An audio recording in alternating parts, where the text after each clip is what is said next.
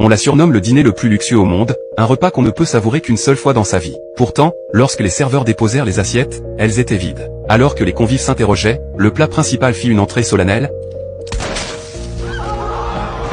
Après un moment de recueillement, plusieurs chefs portèrent un corps humain jusque dans la cuisine. Quelques instants plus tard, un osso bucco fumant fut servi à table. C'est alors que le chef révéla la vérité, les véritables ingrédients du soir n'étaient autres que les invités eux-mêmes. À peine ces mots prononcés, un vieil homme riche, pris de panique, tenta de s'éclipser, mais le maître d'hôtel lui barra le chemin en précisant que tous les bateaux avaient quitté l'île. L'homme affirma pouvoir appeler son jet privé. With which hand, Mr. Liebrand? What? With which hand will you handle this, left or right? What the fuck are you saying? Shall we choose? Choose what? Very well, left hand. Ring finger.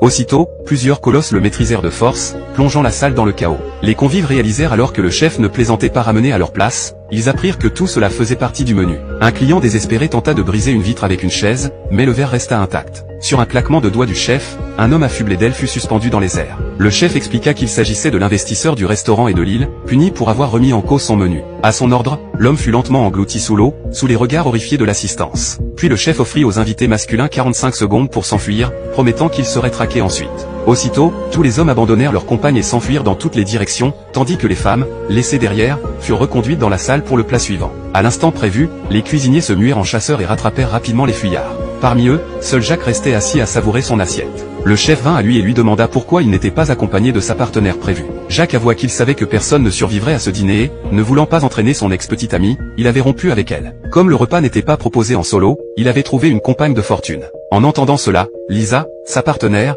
explosa de colère et le frappa violemment, avant d'être emmenée par les gardes en cuisine. Le chef lui expliqua qu'elle n'avait pas sa place ici, mais qu'à présent, il était trop tard pour partir, elle pouvait seulement choisir de les rejoindre. And then you'll let me live? That you live? No.